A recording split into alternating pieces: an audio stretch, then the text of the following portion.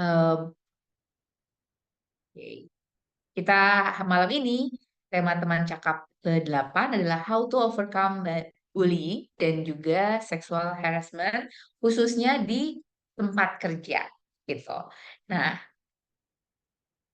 teman-teman, hari ini dari Generasi Cakap, saya mewakili teman-teman dari Generasi Cakap akan langsung diskusi bareng dengan dua teman lama saya yang juga punya ketertarikan ataupun juga experience di tema ini. Gitu. Yang pertama, saya mau panggilkan Kak Fitriyanti. Halo semuanya, Halo, Kak, apa kabar? alhamdulillah sehat-sehat. Sehat ya. Terdengar sepertinya lagi work from cafe kayaknya ini. Iya, kebetulan ada teman datang dari luar kota gitu ya, jadi ngajak mereka guiding ke salah satu mall di Jakarta. Wah, jadi meetingnya bisa loncat-loncat dimanapun ya. Ya, yang penting sinyal internetnya oke. Yang penting cari internetnya yang on Ya, terus gitu. Oke, mungkin Kak Putri boleh menceritakan background, terus juga eh, sekarang kegiatannya apa nih Kak Fitri? oke. Selamat malam semuanya. Assalamualaikum warahmatullahi wabarakatuh. Perkenalkan, nama saya Fitriyanti Dirta. Biasa dipanggil Fitri. Sehari-hari aktivitas saya itu menjadi HR di sebuah construction company, McConnell Dowell. Kemudian juga terlibat aktif di organisasi PMSM Indonesia, yaitu Perhimpunan Sumber Daya Manusia Indonesia di divisi Learning and Development atau pelatihan dan pengembangan. Senang sekali bisa diajak oleh Kak Ugas ikutan jadi narasumber ceritanya di tema malam ini, karena tema ini sedang aktif banget didengungkan di berbagai company, baik itu swasta, BUMN ataupun yang lainnya, karena tuh ini tuh bikin greget banget. Selama ini kita dengar kalau sexual harassment tuh identik dengan pria ke wanita, tapi nggak jarang juga pria sesama pria juga ada, ataupun wanita ke pria juga ada. Jadi benar-benar sangat tertarik untuk dibahas, dan mudah-mudahan sharing kita malam ini tuh bisa membawa banyak manfaat dalam pekerjaan kita sehari-hari atau dalam aktivitas kita di mana aja.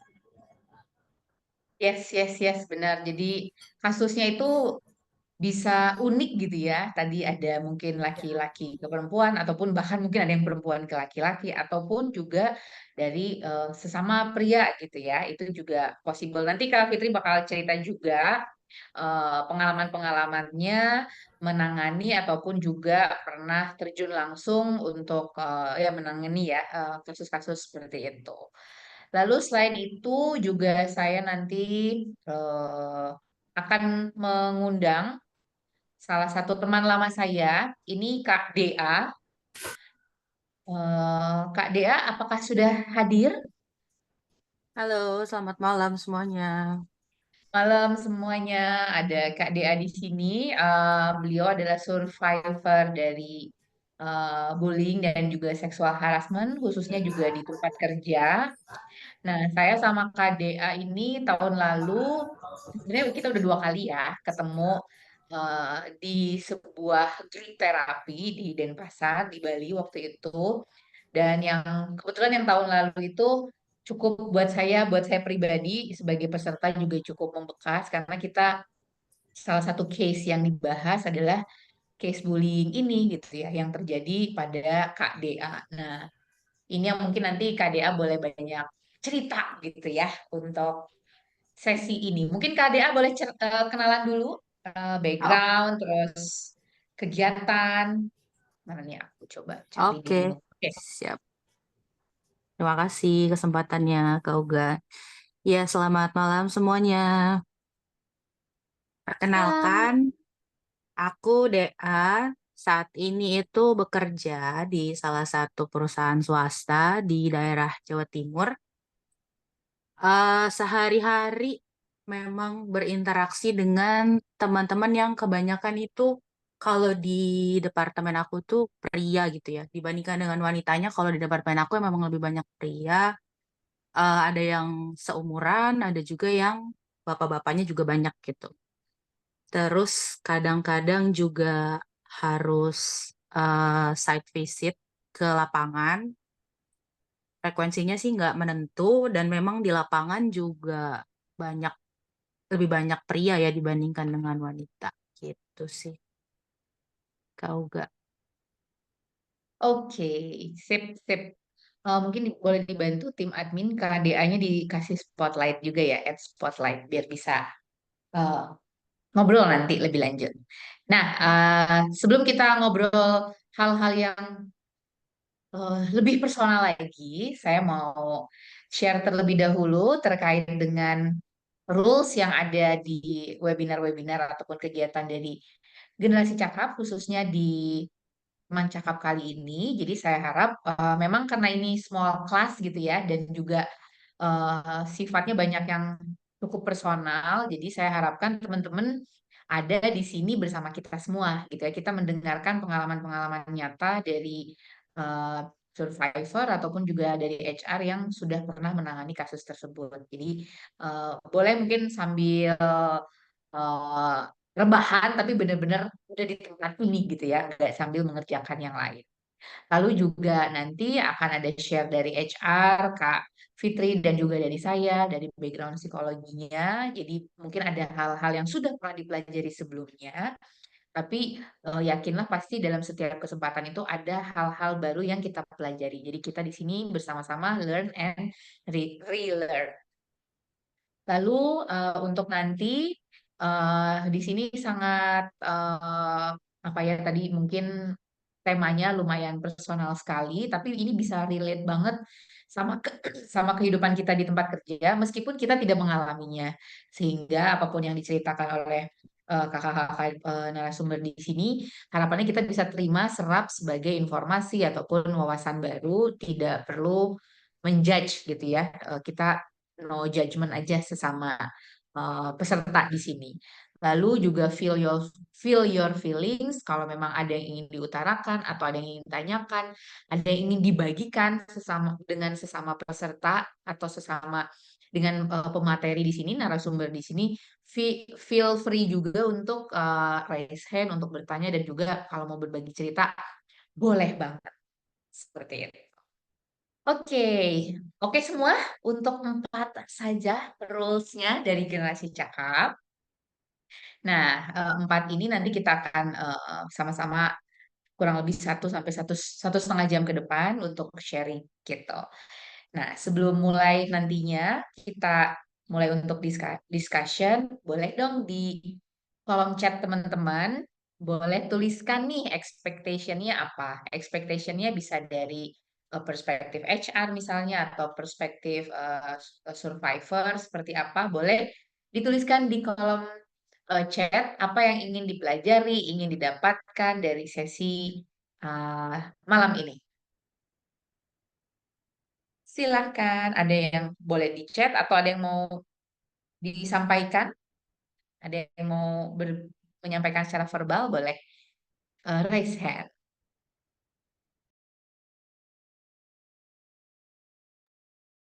Kalau enggak, nanti teman-teman boleh tulis di sini ya, di kolom chat.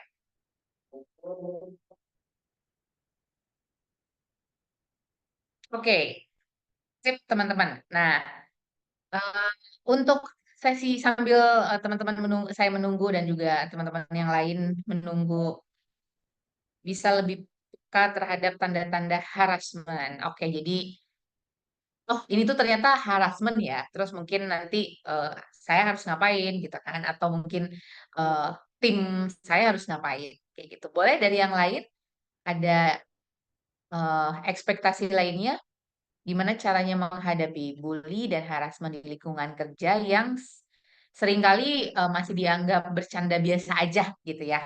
Oke, Kak Norman. Sudah ada 2 ekspektasi tersebut gitu ya. Oke. Yang lain boleh lanjut di kolom chat juga untuk untuk menyampaikan gitu ya. Saya akan mulai sesi ini dengan memanggil kembali Kak Dea. Halo. Kak Oh iya, oke oke. Kak Dea bisa dikasih spotlight nggak ya? Miss biar biar bisa di spotlight utama. Oke, KDA mungkin kita ngobrol dulu nih gitu ya. Jadi waktu saya grup terapi itu kita ada ikut kegiatan namanya Soul Drama tahun lalu.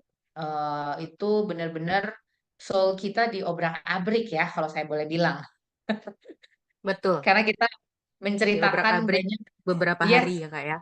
beberapa hari sampai balik ke hotel aja tetap masih menangis-menangis ya karena Oh, terlalu banyak emosional yang harus dikelola gitu ya. Dan setiap orang punya momennya. Mungkin Kak DA boleh cerita waktu yang khusus yang tahun lalu, karena tahun lalu Kak DA juga bagian dari yang di spotlight, yang diangkat gitu ya case-nya.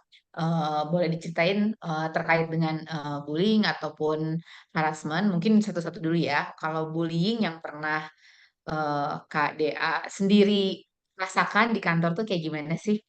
Boleh kita share. oke. Terima kasih untuk kesempatannya. Jadi aku mau share bullying yang pernah aku alami waktu tahun lalu di kantor. Jadi pada waktu itu sebenarnya kan aku baru join di kantor itu sekitar bulan Maret 2023. Jadi kalau bisa dibilang tuh analoginya aku sebelumnya adanya di lapangan tapi ditarik ke kantor pusat gitu. Kurang lebih kayak gitu. Nah, jadi di kantor pusat itu memang joinnya bulan Maret. Nah, di awal-awal itu aku ngerasa apa ya, agak beratnya karena aku direct reportnya ke salah satu asisten manajer yang memang kalau orang-orang departemenku bilang ya emang orangnya tuh gitu gitu. Jadi dari cara dia menanggapi sesuatu, dari cara dia berkomentar terhadap sesuatu, kalau aku sih mungkin bisa dibilang beradaptasi menghadapi orang ini tuh agak lama gitu ya. Karena memang dia itu bercandanya suka bawa-bawa fisik. Suka bawa fisik dan membanding-bandingkan dengan, jadi dia kan ada ini ya, ada apa namanya, ada bawahan gitu, Asmen mempunyai bawahan-bawahan. Nah, pada waktu itu bercandanya memang membawa-bawa fisik dan banding-bandingin satu dengan yang lain. Jadi waktu itu aku masih ingat banget, sudah hampir jam pulang kantor, itu kita lagi ada ngobrol-ngobrol bareng, tiba-tiba beliaunya join, tapi obrolannya jadi nggak enak karena dia kan nggak ikut obrolan dari awal tuh. Tapi tiba-tiba memang kebiasaannya itu tiba-tiba dia join nanti apa ini bahas apa ini gitu. Terus ya udah ada yang jelasin terus bapaknya itu langsung kayak menanggapinya, "Oh, kamu ngerasa kamu mirip ini?" gitu. Jadi waktu itu seingat aku tuh ya, kita lagi bercanda-bercanda, "Oh iya Pak," misalnya kayak, "Saya merasa saya mirip Pevita Pierce loh," gitu, misalnya gitu ya. Nah, tapi waktu itu tanggapan si bapak itu kayak, "Kamu ngerasa mirip Pevita?" gitu. "Bukannya kamu kayak galon?" gitu. Nah, itu aku ingat banget karena waktu itu aku sendirian cewek tuh yang lagi bercanda-bercanda emang semuanya bapak-bapak termasuk si bapak ini gitu, si bapak Asmen ini. Terus yang lain tuh juga jadi ikut tertawa gitu karena celetukan si bapak. Nah, aku tuh udah pada waktu itu cuman bisa diem doang karena ngerasa, waduh gitu. Waktu itu udah mau nangis karena situasinya kayak tersudutkan dan orang-orang itu tertawanya itu kayak apa ya, kayak mengejek gitu. Maksudnya jadi kayak semuanya itu bener-bener, wah iya memang bener loh kayak galon gitu. Seolah-olah yang aku rasakan tuh kayak gitu. Jadi aku langsung ngerasa kaget, sedih, parah, kecewa, tapi nggak bisa ngapa-ngapain karena tersudutkan kan gitu. Terus ada bapak satu lagi, Asmen juga itu nanggepin apa ya nih si DA gitu. Apa namanya, nanggepin nggak nanggepin apa-apa cuma diem doang senyum-senyum itu sebenarnya aku senyum-senyum nahan nangis sebenarnya gitu. Mentalnya lemah nih gitu. Payah nih dia Pak. Baru dibecandain gitu doang aja udah langsung apa namanya kicep gitu. Terus aku tetap nggak merespon apa-apa karena antara sadar dan nggak sadar kayak apa ya, kalau gue tanggepin, gue tau gue akan meledak gitu. Gue akan kayak ya mungkin mengumpat, mengeluarkan kata-kata kasar, misalkan ya anjing lo ya, misal gitu ya. Takutnya kayak gitu. Hmm. Terus tapi kalau diem doang itu makin diiniin, makin apa namanya, makin mereka makin tertawa gitu. Tapi ya pada akhirnya aku memilih ya diem doang gitu. Cuman udah sangat menahan apa tuh, udah nahan nangis gitu. Aduh, gue pengen nangis, pengen meledak gitu. Tapi cepetan dong ini apa namanya bubar gitu orang-orang, gue udah nggak sanggup gitu. Nah kebetulan di kantor itu apa ya, kayak kalau tanda jam pulang itu ditandai dengan ada lagu gitu. Jadi kayak ada lagu yang diputar itu menandakan udah jam pulang. Nggak lama setelah itu lagu itu diputar dan akhirnya itu bubar mereka gitu. Aku kayak merasa terselamatkan, ya Allah alhamdulillah. Cuman habis itu ya udah kan jadi langsung sepi. Kubikelku langsung sepi, langsung ya udah aku di situ nangis aja kayak aduh, gue barusan abis diapain sih? Maksudnya gitu. Ini kenapa ya bapaknya sampai bilang kayak gitu gitu. Sampai ya kenapa harus mengasosiasikan gue dengan galon gitu ya. Kenapa sih udah 2023 ya berarti. 2023 lu bercandanya masih bobo galon. Maksudnya kayak ada apa? What's wrong with my physical gitu loh. Maksudnya ya kenapa kalau misalkan badan lu kecil, badan lu besar, badan lu imut-imut itu emang salah gitu kan? Enggak gitu. Ya gitu sejak saat itu tuh kayak aku sama bapaknya itu selalu menghindar. Jadi kalau misalnya si bapak lagi nyamperin temanku, itu aku cabut gitu, pura-pura angkat telepon, padahal nggak ada telepon gitu. Pura-pura apa kayak bales chat, padahal nggak ada chat juga, tapi kayak ya udah pokoknya yang penting cabut dari tempat itu, nggak berinteraksi sama dia gitu. Karena ya karena jadinya apa ya, mungkin jadi setraumatis itu pengalamannya gitu. Karena nggak cuma sekali. Selain itu juga dia tuh karena tadi aku bilang dia suka membanding-bandingkan ya. Jadi memang ada satu rekanku yang satu apa ya istilahnya, satu departemen itu memang dia secara fisik memang cantik gitu ya. Ibaratnya tuh kalau dibanding-bandingin ya emang dia kayak salah satu yang perempuan yang cantik lah di departemen aku gitu. Waktu itu si Mbak ini tuh memang sarapannya itu dia waktu itu lagi sarapan. Terus sarapannya tuh memang makanan sehat kayak overnight oat gitu. Sebentar aku waktu itu lagi makan nasi pecel ceritanya. Jadi aku dari kecil itu memang biasa sarapan tuh nasi goreng yang gitu-gitu. Nah, pokoknya nasi. Tiba-tiba bapaknya datang pagi-pagi tuh terus bilang gini, DA, sarapan apa tuh gitu. Jadi cara bapak itu berbicara memang ketus, tapi orang-orang tuh sudah sangat memaklumi ya memang cara bicara beliau begitu gitu. Terus dia nanya, makan apa kamu DA gitu kan. Oh ini nasi pecel Pak, kenapa gitu. Kamu tuh makan tuh harusnya kayak si Mbak X ini dong gitu. Biar badannya tuh langsing kayak si Mbak X ini meskipun dia udah ibu-ibu. Kamu belum nikah aja makannya nasi apa nasi pecel gitu dia bilang. Intinya badanmu itu kayak gitu gitu. Jadi kayak nah itu kejadian yang sebenarnya sesudah aku di apa dibully galon itu. Terus karena waktu itu ya mungkin udah agak lebih bisa menghadapi si bapak meskipun masih takut-takut aku bilang, ya Pak kalau saya makan kayak gitu nggak kenyang nggak nampol saya harus nasi soal saya kan mau kerja saya mau mikir jadi saya butuh energinya lebih banyak aku gituin menanggapinya jadi berusaha buat jangan marah jangan marah jangan marah dalam hati itu jangan ngamuk jangan marah tahan tahan tahan gitu jadi akhirnya aku menanggapinya ya kayak gitu aja sih ya kayak ya mungkin bapaknya tetap mungkin kayak masih ngeliatinnya dengan yang kamu gitu maksudnya udah dikasih tahu yang benar juga masih aja ngejawab gitu tapi aku ya nggak peduli ya ya udah gitu kan ini kasarnya tuh gini kan gua beli pakai duit gua ya gua yang makan lu kan nggak berkontribusi kenapa sih apa sih orang-orang tuh nganggapnya ya itu kayak gitu tuh kayak basa-basi aja gitu biar basa-basi pagi lah gitu menyapa ya ampun kalau basa-basi pagi menyapa lu banyak kali yang bisa dilakukan kayak menyapa selamat pagi aja udah cukup kan pagi DA gitu kayak gitu aja kan udah cukup nggak perlu yang mengomentari apa yang sedang saya lakukan dan seolah-olah yang saya lakukan itu salah gitu.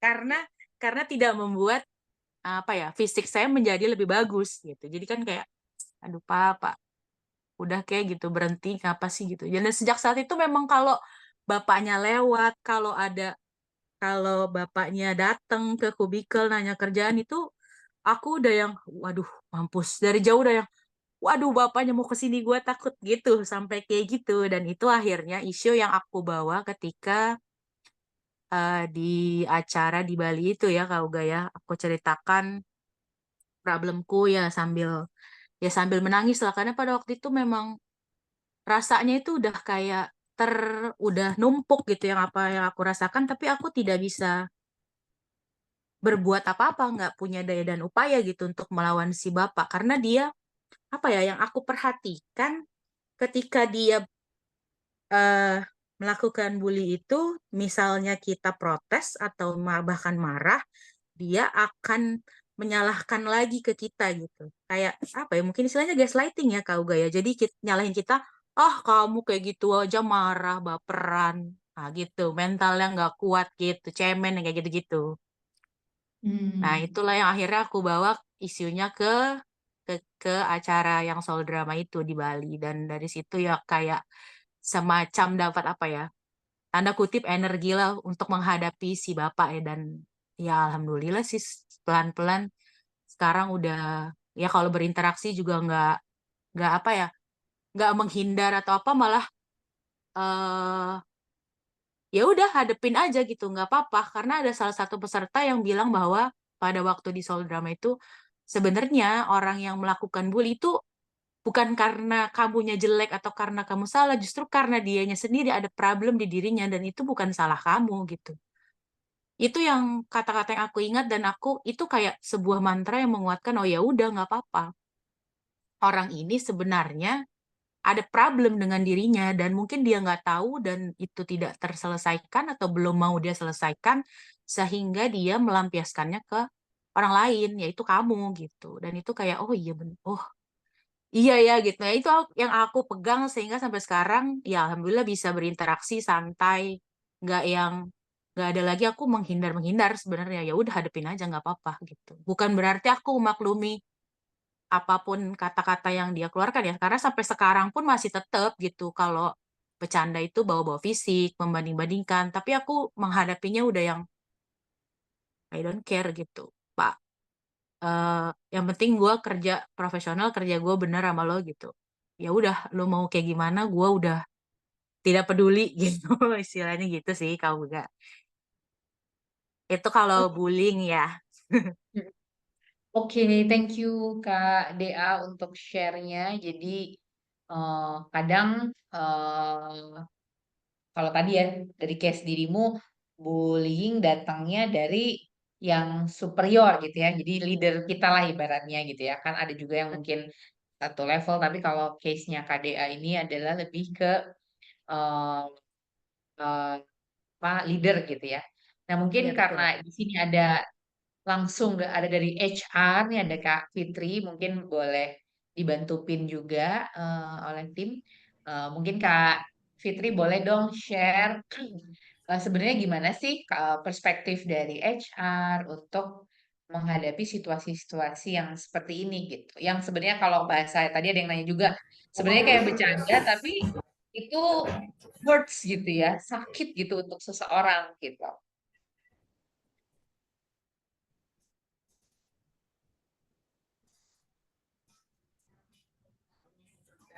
Di konteks harassment itu nggak cuman tertulis atau nggak cuman olok-olok, tapi tentang fisik itu kan juga masuk ya, kayak body shaming kayak tadi itu mengatakan kayak galon itu part of dari harassment, part of dari bullying, bahwa itu juga body shaming gitu kan ya. Ini tidak diperkenankan kalau di ranah HR ketika seseorang di area lingkungan kerja atau kita sebut kantor itu adalah perusahaan tempat sebenarnya kan kantor itu adalah rumah kedua kita ya. Gimana kita membuat rumah kedua kita itu nyaman, ya salah satunya dengan atasan, dengan teman peers to peers, rekan kerja gitu kan ya. Hal yang pertama dilakukan adalah bercerita kepada orang terdekat. Orang terdekat adalah orang yang sangat dipercaya. Di company kami pun ketika ada hal yang seperti ini itu adalah sifatnya pertama adalah konfidensial. Kita merahasiakan jati diri si yang baik pelaku ataupun yang merasa terbully atau korban ya, kita bilang victimnya. Tapi yang kedua, jika itu memang dirasa perlu ke HR, apalagi kalau dari sisi cerita Mbak Dea ini kan superior ya, atasan langsung gitu. Saya nggak kebayang kalau misalnya itu kerja, terus atasan langsung saya yang melakukan tindakan bullying atau harassment kepada saya. Pasti itu sangat tidak nyaman sekali. Jadi nggak apa-apa kita cerita ke HR. Bahkan di setiap ada kesempatan kalau ketemu staff, ketemu teman-teman yang lain, kalau ada yang kalian rasakan, nggak apa-apa. HR di info aja, kita open buat apapun itu. Itu yang kedua yang mesti yang mesti dilakukan. Kita ngomong kurang jelas ya suara saya. Infonya kata Kak Badrus suaranya kurang jelas. Mungkin suara musiknya masuk. Iya. Yang ketiga, suaranya putus-putus kah? Enggak, kalau putus-putus enggak. Oh, enggak. Aman, suaranya Aman. full.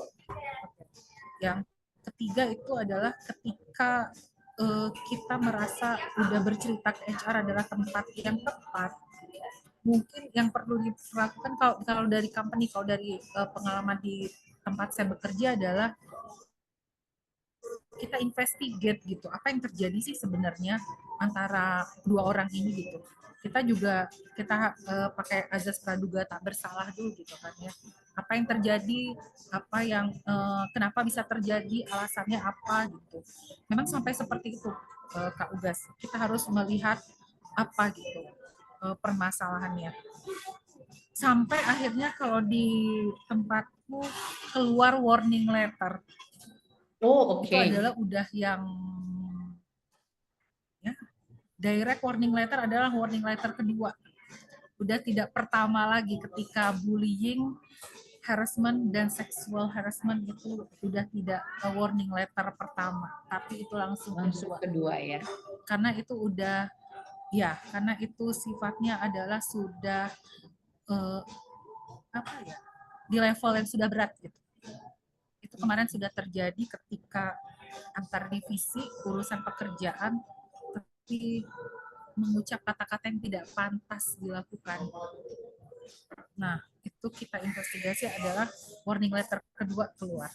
Dipanggil, dua-duanya dipanggil, tapi di ujungnya kita terpisah untuk memanggilnya karena code of conduct itu nggak hanya pajangan. Code of conduct di kantorku itu kita laksanakan. Itu tuh menjunjung tinggi bahwa balik lagi kita adalah manusia, kita adalah punya hak-hak yang sama gitu dalam bekerja. Gitu Kak. Oke. Jadi kalau dari Kakak coba investigasi terlebih dahulu gitu ya. Itu pun kalau sudah ada laporan dari si korban misalnya gitu kan. Baru kuncinya adalah laporan. Karena kejadian kuncinya adalah satu, kita melaporkan, yang dua adalah terjadi berulang-ulang. Karena kalau udah terjadi berulang-ulang artinya kita kan tidak berkenan ya. Dan sekali mungkin oleh yang bersangkutan. Ya. Kalau sekali mungkin emang bercanda ya. Tapi kalau berkali-kali itu bisa jadi sudah bisa di warning gitu kan, sudah termasuk perilaku bullying ataupun harassment. Dan yang melaporkan adalah yang bersangkutan ya. Dari yang bersangkutan. Tidak bisa itu temannya, dia harus speak up. Karena sesuai dengan undang-undang pun yaitu harus speak up, yang melaporkan adalah yang bersangkutan. Iya. Mungkin kalau ada teman-teman mau nanya, boleh raise hand atau di kolom chat ya, mumpung langsung reply sama atau ditanggapi oleh perspektif HR. Nah, eh, kalau dari HR sendiri mungkin di perusahaan sekarang ataupun pengalaman-pengalaman sebelumnya, eh, mekanisme untuk menerima laporannya itu bentuknya kayak gimana sih Kak? Kalau dari HR sendiri ketika mendesain itu? Ketika menerima laporan adalah yang bersangkutan datang aja ke, pertama mungkin dia punya orang terdekat, punya bestie atau apa. Yang itu yang pertama. Yang kedua, jangan sungkan-sungkan datang ke HR itu. Justru HR yang HR itu harus menerima dengan tangan terbuka ketika ada aduan semacam ini. Karena mungkin banyak yang belum diketahui oleh teman-teman bahwa kekerasan seksual sudah masuk undang-undang ke Undang-Undang Nomor 88 Tahun 2003 Kemenaker, yaitu Undang-Undang Pencegahan Kekerasan seksual di lingkungan tempat kerja. Itu yang paling penting, bahwa kita semua sudah dilindungi secara hukum. Jadi jangan pernah ragu lagi, ataupun mungkin kadang kita merasa malu gitu ya, oh aku jadi korban seperti ini, oh nanti aku diledek, oh nanti aku dipojokkan, oh jangan-jangan performa review aku nanti jelek karena aku mengadukan atasanku. Tidak, ada konfidensiali di situ, dan berdasarkan undang-undang pun itu ada time limit SLE-nya, bahwa kasus ini harus selesai dalam 2 minggu, 30 hari, 45 hari, itu ada time frame-nya. Jadi kita dari HR dengan sangat terbuka, bersyukur bagi teman-teman yang bekerja di company bahwa code of conduct, regulation, company regulation atau policy itu nggak hanya jadi pajangan. Jadi saya juga tidak mau menyudutkan company mana yang belumnya, tapi itu penting gitu. Itu sangat penting. Ini ada 2 pertanyaan nih. Di perusahaan 2, apakah, atau di perusahaan-perusahaan maksudnya, apakah selama ini sudah terbiasa untuk mensosialisasikan tentang kekerasan terhadap perempuan ataupun kekerasan seksual, termasuk sosialisasi undang-undang tadi gitu ya. Dan juga apakah sudah ada SOP yang perusahaan buat untuk menangani ataupun merespon apabila terjadinya kekerasan. Itu dulu deh kita jawab dari Kak Yosita. Oke.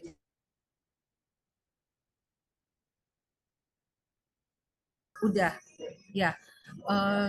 Di perusahaan saya bekerja, kita sudah mensosialisasikan secara online maupun secara offline. Itu yang pertama. Sudah disosialisasikan. Yang kedua, SOP sudah pasti ada. Karena based on code of conduct, based on company regulation, penanggung jawab untuk customer service atau tempat pengaduan lah ya. Biasanya itu project untuk di site, karena saya bekerja di industri construction yang sama seperti KDA tadi. Majority adalah, kalau boleh dibilang 85% pria, 15% wanita gitu. Kita punya gugus tugas masing-masing di kantor masing-masing, di setiap cabang, di setiap site, di Jakarta pun ada gugus tugasnya. Ada person in charge, ada nomor kontaknya. Ya, jadi jangan ragu, di setiap sosialisasi kita selalu bilang, hubungin ini. Kalau merasa tidak nyaman bahwa dia orang HR pusat, dia manajer ini, dia manajer itu, hilangkan rasa tidak nyaman. Mulai merasakan bahwa dia adalah orang yang akan bisa membantu kesulitan saya di kemudian hari. Bahwa saya tidak boleh seperti ini terus-menerus. Itu dulu yang ditanamkan di pikiran kita. Bahwa, dia terlalu tinggi jabatannya, siapa sih saya? Ala-ala atau anak receh atau anak bawang. Jangan berpikir seperti itu. Tapi dalam pikiran kita, dalam mindset kita tertanam bahwa orang ini akan sama-sama kok membantu menjunjung tinggi bahwa kita punya hak sebagai karyawan yang sama, bekerja di area yang sama, untuk hak bahwa kita semua manusia sama, bahwa kita menjaga keamanan dan kenyamanan kita di lingkungan bekerja. Oke. Jadi Itu Kak Ugas. Mudah-mudahan sudah sudah menjawab bagi yang bertanya. sudah dilakukan sosialisasi bisa secara online ataupun offline juga, dan juga sudah ada SOP. SOP-nya disesuaikan karakteristik dari organisasinya gitu ya, perusahaannya. Karena kakak ada site gitu ya, ada pusat, jadi coba dibuatnya seperti itu. Boleh mic-nya ditutup dulu, tadi ada yang bocor kayaknya. Nah, ini dari Kak Norman. Kak Fitri, kalau HR-nya tidak mendukung kerja yang terkena pembulian, apakah ada komisi pengawas secara nasional yang bisa menjadi pelindung pekerja gitu nggak sih? Ada komite khusus nggak? Atau tadi semua berlindung di bawah undang-undang Bisa lapor kekerasan ke seksual? Disnaker. Bisa lapor ke Disnaker kota setempat. Yes, betul. eh Kak Norman bisa datang ke Disnaker kota, atau ya kota biasanya dia meliputi itu, lalu nanti bisa ada pendampingan gitu ya dari pihak Disnaker. Kak Ugas. Iya, iya. Kak, selanjutnya ada lagi nih pertanyaan. Kalau mungkin ini Kak Syafa, entah itu apa korban ataupun mungkin temennya yang korban gitu ya, sudah melapor sejak 2022. Tapi tidak ada tindak tegas dari atasannya. Bagaimana Kak?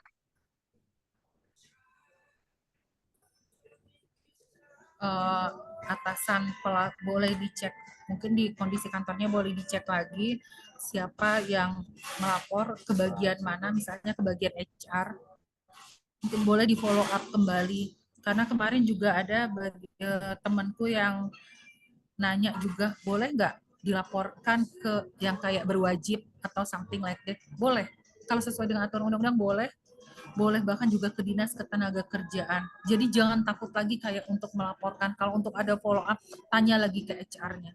Karena balik lagi ya, aku cukup sangat menghargai kantor masing-masing punya aturannya seperti Ya apa kan? gitu. Karena kita tidak bisa menyamaratakan industri A seperti ini, industri B begini, company A begini, company B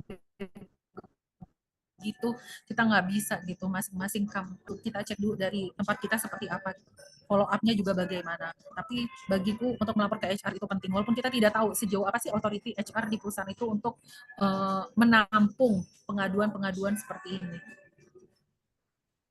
Oke, oke. Uh, Terus stop dulu pertanyaannya di situ ya. Mau balik ke Kak Dea nih. Kalau Kak Dea sendiri, apakah eh, sudah ataupun mungkin eh, berpikir untuk melaporkan misalnya ke HR ataupun mungkin ke atasan yang bukan yang tadi pelaku misalnya gitu ya, atasannya lagi mungkin. Kalau Kak Dea boleh berbagi cerita sedikit? Iya, jadi kalau di kantor aku sebenarnya ada namanya whistleblower system ya, Kak. Jadi kayak sistem untuk mengungkap tindakan-tindakan ya yang seperti tadi bullying gitu, pelanggaran atau apapun. Cuman tadi kayak yang Kak Fitri bilang ya, jangan takut kalau misalkan kamu dibully itu atasanmu gitu. Nah, itulah sebenarnya yang aku rasakan gitu. Sempat kepikiran apa gue laporin ya bapak ini ke WBS gitu, ke whistleblower system, kan ada gitu, dan itu memang disosialisasikan melalui broadcast email gitu kan. Aku suka baca broadcast email bahkan dibandingin email pekerjaan sendiri gitu ya. Dan ternyata oh ada sistem ini, dan gue mengalaminya beberapa kali gitu. Maksudnya bisa ya kayaknya gue laporin. Tapi nah itu ada tapinya, itu pertimbangan yang kayak satu yang saya laporkan adalah atasan saya, direct report saya, yang mana dia sebenarnya mungkin cukup punya power gitu ya dengan link-link pertemanan di kantor gitu. Jadi saya khawatirnya ketika saya lapor itu terus kan tidak serta-merta langsung bapak bapak atasan saya ini ditindaklanjuti gitu kan. Pasti dilakukan dulu apa ya, tanda kutip investigasi lah segala macam Investigasi. dari timnya. Ha-ha. Saya mikirnya udah kejauhan mungkin ya. Jadi mikirnya wah nanti kalau misalkan sampai pada akhirnya bahwa si bapak ini dipanggil gitu, dia pasti akan mencari tahu gitu. Ini siapa yang laporin gue meskipun data-data saya misalnya data-data semuanya itu dirahasiakan gitu kan. Tapi dia itu pasti mencari tahu, ini siapa yang kira-kira laporin gue ya gitu. Gue pernah, kan gue paling di departemen gue yang ngebulinya cuman si ini sama si ini misalnya gitu. Itu sih sebenarnya yang saya takutkan sehingga saya nggak berani lapor ke WBS gitu. Terus pernah juga ada pengalaman yang cukup zonk juga. Jadi saya ceritakan apa yang saya alami itu ke teman saya. Dan saya percaya sama dia, maksudnya dia bisa menjaga itu gitu, menjaga cerita itu. Tapi saya nggak nyangka banget zongnya adalah dia sempat menyarankan ya udah kalau gitu lo bisa laporin ke whistleblower system, nggak apa-apa biar dia bisa ditindak, nah, beliau itu bisa ditindaklanjuti gitu kan. Tapi lagi-lagi akunya nggak yakin dan nggak mau juga gitu. Nanti daripada gue terancam gitu, udahlah ya gitu. Tapi zongnya adalah justru teman saya ini niatnya baik. Dia punya niat baik untuk kayak Pak memperingatkan si Bapak, Pak stop ya untuk bercanda dengan bawa-bawa fisik gitu. Karena kasihan si DA ini gitu. Jadi dia malah menyampaikan ke si Bapak. Dan itu bapaknya itu bilang, oh ya saya itu bercanda seperti itu untuk melatih mentalnya dia, si DA ini, supaya kuat gitu. Latihan mental, dia bilang gitu, ibaratnya gitulah. Nah, dengan polosnya teman saya itu menceritakan ke saya, iya gue kemarin habis ketemu sama si bapak, lalu gue bilang, maksudnya memperingatkan si bapak, udahlah stop, jangan lagi apa ya, membuli si DA gitu, kasihan. Terus aku yang mendengar cerita dia itu dengan dia bercerita mungkin dengan jujur, dengan sangat polos, tapi aku dengarnya emosi. Aku bilang gini, gue berterima kasih sama lo karena lo sudah peduli dengan gue dan mungkin menurut lo cara yang lo lakukan itu benar gitu ya, maksudnya memberitahu si bapak jangan ngebully DA lagi. Tapi lo pernah menyadari nggak yang direct report day to day sama dia itu gue bukan lo gitu. Lo nggak tiap hari ngadepin dia gitu. Jadi gue nggak tahu apa yang bakal dilakukan si bapak ke gue setelah mendengar pernyataan lo ini gitu. Terus eh sekali lagi gue ucapkan terima kasih, tapi udah deh, tolong ya stop gitu, jangan lagi lo bahas hal ini ke si bapak gitu. Maksudnya jangan diperingatkan lagi berulang kali, udah cukup sekali aja gitu. Karena gue nggak tahu juga ntar ke depannya ini ngadepin si bapak gimana. Lu udah bilang kayak gini gitu. Lu bahkan nyaranin gue lapor ke WBS, tapi lu bilang ke si bapak, ya kalau gue lapor WBS, artinya Sudah tahu siapa. si bapak akan tahu siapa yang melaporkan dia ke WBS toh gitu. Ya jadi pada akhirnya ya sudah, aku tidak melakukan pelaporan itu karena ya aku ngerasa ya udah ini mentok, nggak bisa gue do something gitu, mau speak up juga ya nggak bisa karena ya udah nggak lama dari gue lapor WBS aku mikirnya gitu ya pasti gue abis lah udah gitu. Jadi sebenarnya mungkin yang aku dengar sih WBS ini untuk beberapa case ya, bukan case bullying sih, ada case kekerasan seksual, pelecehan seksual, maaf, pelecehan seksual itu di kantor ini apa ya, bermanfaat gitu. Karena memang sampai pelakunya itu ada di sidang, semacam itulah, semacam di sidang seperti itu dan dikasih apa namanya punishment gitu kan. Ya tapi kalau untuk case aku mikir ya nggak bisa gue melaporkan. Ya udah nanti gue yang abis gitu. Jadinya ya udah stop di situ aja. Makanya akhirnya jalan yang jadi aku memilih untuk gini, ya udah bagaimana gue bisa menghadapi bapak ini tapi tanpa merasa apa yang bapak itu katakan itu valid gitu. Padahal sebenarnya eh gue nggak kayak gitu dan gue nggak seburuk yang bapak itu bilang gitu. Jadi aku memilih jalannya ya kayak gitu ya. Gimana ya ya itu dengan ikut kegiatan apa namanya soul drama itu psikoterapi yang ada di Bali itu gitu. Bahkan sempat konseling juga gitu karena pilihanku untuk melapor ke sistem ke WBS udah nggak mungkin menurutku gitu. Jadi ya udah pilih cara lain yang membuat aku bisa bertahan gitu tanpa juga merasa oh apa yang dia omongin bapak ini bener apa yang di apa namanya sebutin bapak ini tentang gue bener dan gue merasa apa ya merasa jelek merasa rendah tidak berharga gitu-gitu padahal sebenarnya nggak begitu. Nah aku memilih untuk gue bisa menghadapi bapak ini tanpa rasa takut tanpa gue harus menghindari dan ya udah bapak itu tidak terlaporkan juga di sistem meskipun mungkin bisa ya dilaporkan gitu dan dia menerima semacam peringatan lah gitu supaya nggak melakukan hal-hal kayak gitu ke apa namanya ke bawahannya atau ke sesama apa namanya yang selevel sama dia gitu ya sudah gitu. Jadi kayak gitu sih kurang lebih. Tadi kayaknya aku baca chat dari siapa ya, Mas Ya, tadi ada yang beberapa. Hendrik ya, Mas Hendrik, Pak. Hendrik. Politik kantor keras. Nah, setuju. Politik kantor keras. Mungkin di tempatku juga kayak gitu gitu ya.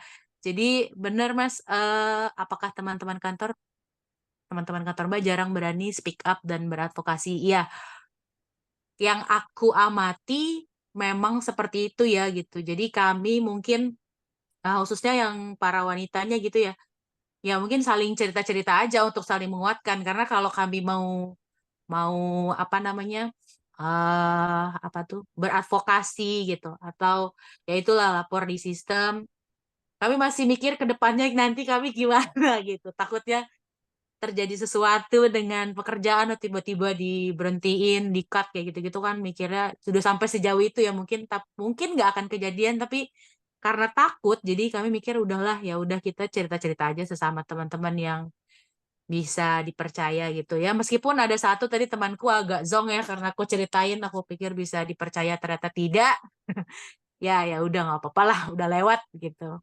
Eh, aku pilih caraku sendiri supaya bisa menghadapi bully ini gitu karena ini kan inevitable ya nggak bisa dihindarin watak bapaknya udah kayak gitu karakteristik bapaknya udah kayak gitu aku sih tidak membenarkan beliau yang seperti itu perilakunya tapi kan aku tetap setiap hari kan bekerja direct reportnya ke beliau gitu jadi mencari cara lain gimana caranya gue bisa menghadapi bapak ini tapi chill aja gitu santai karena kalau mau apa ya maksudnya mengikuti terus untuk menjadi tanda kutip menjadi korban terus ya aku nggak akan bisa bekerja dengan maksimal gitu karena aku akan maunya aduh nggak hindarin bapak ini aja nggak mau ketemu lah gitu nggak mau diajak ngobrol nggak mau ini mau nanya kerjaan juga takut gitu kan nggak mungkin kayak gitu gitu gitu sih Oke, gue. siap-siap. Mungkin Kak Fitri ada tanggapan?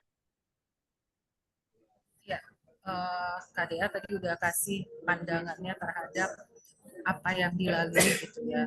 Menurutku membawa santai dengan apa yang sudah dialami itu butuh kebesaran hati dan jalan yang ditempuh bukan jalan yang mudah untuk tadi mengikuti satu sesi atau bahkan bersesi-sesi untuk program itu adalah jalan yang sudah paling baik menurutku.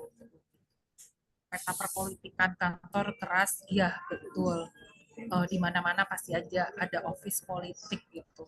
Tapi balik lagi di kantor itu memang harus ada dukungan terhadap hal-hal yang seperti ini. Ketika pengalaman di kantorku, ketika training dan sosialisasi mengenai sexual harassment ataupun bullying harassment pun sendiri uh, dilakukan baik secara online maupun secara offline, si atasan yang suka melakukan hal tersebut itu ada loh saat itu.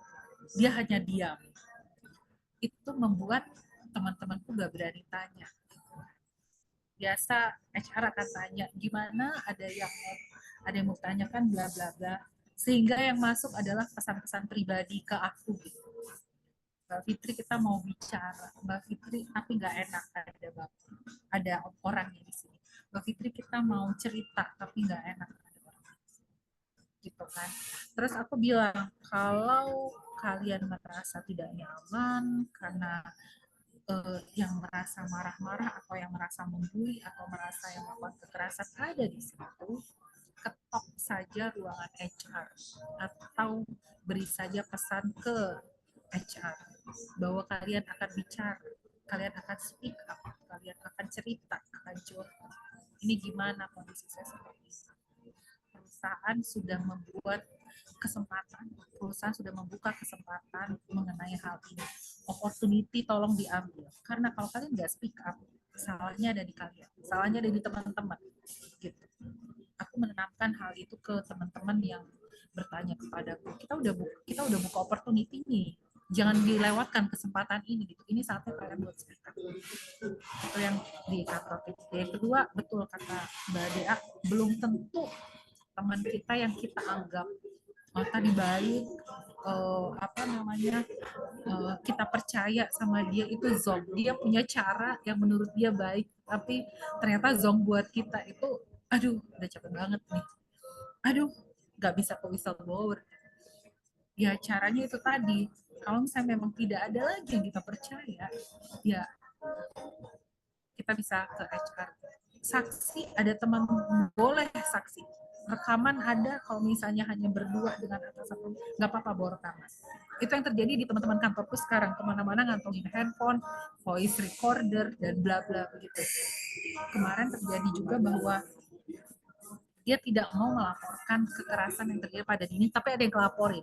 Sehingga dari HR itu kontak ke dia, bersediakah dia buat speak up? Justru ditanya, kita akan bawa kasus ini loh kebetulan perusahaanku perusahaan regional, perusahaan asing yang untuk Southeast Asia, kita dari Singapura, kita akan bawa kasus ini loh ke Singapura. Maukah kamu speak up atas yang sudah kamu alami? Saya dapat laporan kalau ini terjadi kekerasan sama, dan kebetulan Pak Bapak tahu dari mana gitu kan. Itu ditanya kalau dari mana, ada yang laporan, makanya saya bertanya kepada kamu, jika memang betul yang terjadi seperti itu, maukah kamu speak up? Karena kita akan balik lagi aturan perusahaan, code of conduct, SOP itu ada investigasi itu tadi. Jadi menanyakan kembali, reconfirm kembali adalah bagian dari SOP, bagian dari investigasi yang dilakukan itu sih. Oke. Jadi banyak yang berperan ya dalam kejadian seperti ini. Selain diri kita sendiri misalnya mau melapor, HR juga mau menanggapi, dan juga dieskalasi misalnya kalau memang eh, mau diselesaikan lah ibaratnya ya, mau dibawa gitu. Kalau tadi sampai ke headquarter misalnya, kalau karena Mbak perusahaannya multinasional gitu ya. Ini juga ada masukan kalau memang tadi eh, menyiapkan bukti untuk voice record gitu kan. Terus kalau mau lapor ke Disnaker juga bisa ada pendampingan gitu ya, apalagi khususnya kalau yang sudah sampai sexual harassment kayak gitu. Oke, ada lagi. Oke, mungkin itu dari perspektif HR tadi, perspektif dari yang merasakan gitu ya. Saya mungkin share sedikit, ada sebuah, mungkin ini agak-agak bentuk ya, bentuk dari eh, teks. Ya, mungkin saya tadi sempat nyiapin sedikit materi dikit aja. Ini cuma lebih ke sharing aja bahwa kita nggak bisa terlihat lebih bagus dengan menjelekan orang gitu ya. Kita bilang seseorang dengan bentuk-bentuk tertentu, belum tentu juga bentukan yang bersangkutan juga lebih bagus gitu kan. Jadi kita perlu melihat itu. Terus juga terkait dengan bullying, sorry. Terkait bullying ini ada buku yang menceritakan tentang Ya bullying itu kayak gimana sih gitu ya. Bullying itu dan juga bullying itu bisa terjadi di area publik, juga bisa terjadi di area private gitu ya. Ada yang cuma sendirian atau berdua sama pelaku, atau tadi kalau kayak Kak DA ini udah di halayak umum gitu ya, sudah di tempat terbuka gitu ya, banyak orang. Lalu perilakunya bisa yang overt, bisa yang overt atau terbuka, atau juga yang tertutup gitu ya, cover. Nah, ini ada nama-namanya. Jadi ada 5 jenis utama gitu ya versi buku ini terkait dengan apa bullying gitu ya. Ada yang benar-benar in your face, ada yang juga uh, tadi two face. Two face itu maksudnya uh, dua sisi gitu ya. Ada yang red face, terus juga ada yang about face, ada yang tadi sampai gaslighting gitu ya, gaslighter. Nah, kalau secara perilaku yang benar-benar biasanya sudah bisa kita lihat, ada yang kekerasannya verbal, ada yang intimidatif, ada yang bentuknya membalas dendam, ada yang nyalah-nyalahin, ataupun tadi secara institusional bullying itu jadi diperbolehkan karena ceritanya bercanda gitu ya. Bercanda kayak gitu. Ini mungkin cerita sedikit tentang bullying gitu ya. Aku stop share dulu. Nah, mungkin dari teman-teman ada yang mau nanya langsung ke Kak Dea atau Kak Fitri, silahkan mau open mic. Tadi kan kita udah buka di chat box, sekarang mungkin ada yang mau nanya langsung nih, kayaknya lebih seru nih kalau nanya langsung.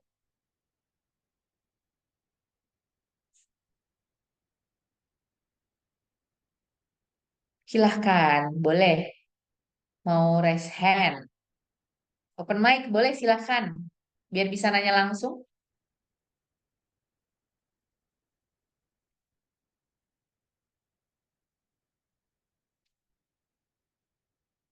Apakah ada yang mau bertanya langsung? Oke, kalau belum ada, eh ini saya, ini kalau dari saya, mungkin karena Kak Fitri adalah HR juga, kejadian yang terbaru itu malah pelaku ceritanya gitu ya, pelaku bullying itu datangnya dari orang HR nih, dari HR-nya itu sendiri. eh Kalau ada yang sebelumnya pernah lihat beritanya, HR-nya nanya, sorry, kandidat nanya punya, apakah dikasih mes atau enggak gitu ya ke HR-nya ketika lagi rekrutmen, terus HR-nya malah balik mengata-ngatai misalnya gitu ya ke si kandidat. Nah, tapi ini juga bisa terjadi nggak cuma di proses rekrutmen, tapi secara umum gitu ya. Tim HR malah di diduga itu melakukan tindakan bullying gitu misalnya. Nah, ini kalau dari kakak sendiri perspektif HR atau mungkin pernah pengalaman kalau kayak gini kayak gimana nih kalau HR-nya sendiri yang melakukan gitu. Kalau HR-nya sendiri yang melakukan, kalau kebetulan aku belum pernah dapat case ini ya. Tapi kalau misalnya itu terjadi ke kandidat ataupun yang diinterview gitu ya, mungkin yang bisa dilakukan oleh teman-teman adalah melis dulu nih siapa nih HR di perusahaan tersebut, posisinya apa. Karena kan di company itu mungkin dia adalah yang interview pertama, tapi setelah itu kan masih ada tahap-tahap berikutnya. Karena ketika dia belum masuk tapi udah dibully, ini ada yang salah nih sama HR-nya kalau HR-nya sendiri yang melakukan hal seperti ini gitu. Balik lagi kita cek ketika nanti ada interview pertama dan dia lolos, balik ke interview berikut, ada interview berikutnya, kita cek apa sih posisi HR yang kemarin ngebully kita ini. Karena bisa aja orangnya berbeda orang, fungsinya juga berbeda. Ada juga HR yang yaitu tadi merasa bahwa saya kan dari company kok dia udah nanya macam-macam ini tuh. Common sebenarnya, common. Cuman kadang ada yang memang belum paham gitu, belum juga diterima udah banyak aja pertanyaan ini. Kalau dari aku sisi pribadi, bahwa ketika kandidat ingin menanyakan sesuatu itu untuk dia kedepannya masih dalam batas wajar aja gitu.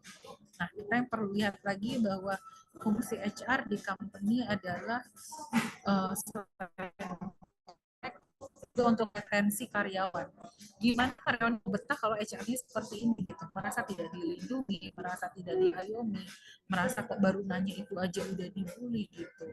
It's not good gitu buat si company itu. Dari aku sih. Oke, oke, oke. Jadi bisa dicek lagi gitu ya, siapakah dia gitu. Oke, di sini ada Kak Edi Purnomo.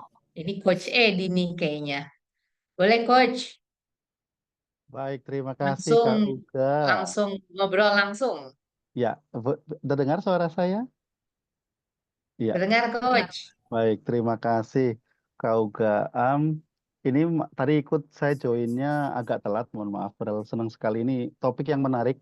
Ya, background HR ya, ini yang sering dapat kita pengaduan kan dari staff. Makanya kalau aneh juga sih kalau walaupun memang ada ya, HR malah yang membuli ya, atau yang melakukan harassment, yang harusnya justru jadi apa panutan yang atau teladan. Nah, karena tadi ikut telat, saya ketinggalan. Saya lihat flyernya lagi untuk memastikan. Yang di tadi kalau Jabodetabek, kalau kita untuk ya pelaporannya ya atau kontaknya kemana nih kalau untuk Jabodetabek? Kebetulan saya sering bantu teman-teman di company juga untuk bicara tentang bullying dan sex harassment ya. Seperti itu. Terima kasih, Kak Uga. Oke, Coach. Kak Fitri ada informasi Kalau yang di Mm-mm. Jabodetabek, kalau untuk dari setelah dari company mau dibawa kemana, dinas ketenaga kerjaan setempat Pak, itu yang terdekat. Kita bisa ketemu dengan bagian hubungan industrial. Baik, baik. Itu Baik, yang terdekat dari wilayah kita bisa datangin bahwa problem ini ternyata kita udah nggak bisa lagi loh tanganin di kantor kita. Itu kita bisa pengaduan ke situ. baik Kak Fitri, terima kasih banyak. Oke, Sama-sama. siap, Coach. Mungkin nanti saya ada di Snaker Kota Bandung kebetulan karena generasi Cakap Base Bandung. Nanti saya coba cek ke teman-teman di Snaker Kota Bandung untuk make sure kontaknya misalnya ya biar bisa direct karena Baik. biasanya kalau kita nggak ada orang ordal ya Ya, orang dalam nanti takutnya lama gitu Setuju. ya. Jadi Betul. saya coba cek ke jejaring saya yang di Bandung. Semoga dapat kontak untuk di snaker yang Jabodetabek misalnya Jakarta gitu ya. terima kasih banyak. Wow, it's ya really appreciate it. Ya, thank you Coach Edi. Dari teman-teman yang lain, ada yang mau bertanya, mungkin mau nanya ke Kak DA juga boleh.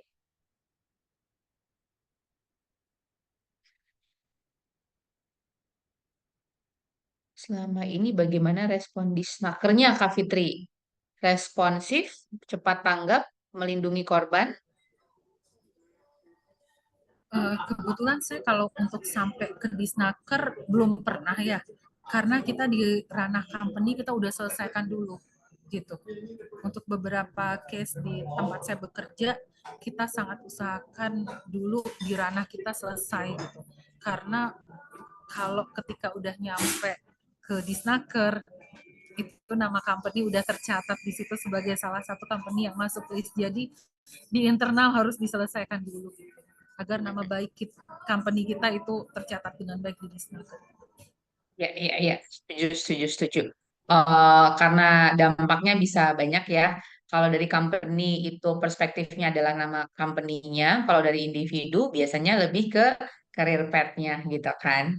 Jadi memang ada beberapa dampak dari bullying ataupun seksual harassment itu yang ke individunya langsung atau ke orang-orang di sekitar gitu. Mungkin kalau dari Kak DA, apakah ada cerita lain Kak, mungkin yang terkait dengan seksual harassment. Kalau tadi kita banyak ngomongin soal bullying, kalau mungkin dari Kak Dea ada cerita atau ada yang mau dibagikan? Ada sih kalau seksual harassment ya. Kebetulan kalau ini kejadiannya udah cukup lama sih waktu itu 2019 itu juga aku baru awal-awal masuk ya.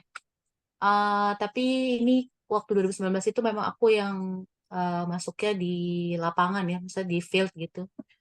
Tapi di office-nya, maksudnya memang wilayahnya wilayah field, cuman ada di office gitu, bukan yang ada sehari-hari di lapangannya. Jadi ada bapak-bapak eh beda departemen sama aku. Dia tahu kalau aku itu lulusan dari sudah lulus S2 intinya gitu. Pada saat itu beliau sedang kuliah S2 dan butuh bantuan untuk mengerjakan Tesis. tesisnya gitu ya. Jadi waktu itu beliau itu meminta saya datang ke ruangannya. Kebetulan sudah di luar jam kantor ya. Kalau aku tuh dulu, kalau aku pulang kantor tuh sekitar jam 4. Jadi ke meja beliau itu udah sore ya, udah setengah 5 gitu. eh Awalnya itu memang dijelaskan bahwa dia butuh bantuan aku karena udah lulus S2 gitu kan untuk mengerjakan tesis gitu. Awalnya memang aku pikir, oh ya nggak apa-apa kalau misalkan sekedar membantu, maksudnya mungkin mencari referensinya gitu atau mungkin sedikit membantu mengolah datanya gimana gitu. Ternyata eh, di sela-sela obrolan itu dia tiba-tiba bercanda, ya lagi-lagi bercanda ya, atas nama bercanda beliau bilang, eh DA, aduh ini kok saya agak ini ya, agak pegel-pegel gitu. Boleh nggak saya dipijit dong di sini-sini gitu, sambil dia menunjuk-nunjuk bagian pundaknya gitu. Aku kayaknya pegel deh gitu-gitu. Terus saya kaget gitu kan, kaget, wah gawat nih gitu, udah sore bapaknya kok agak aneh-aneh ya gitu, udah mikir gitu kan.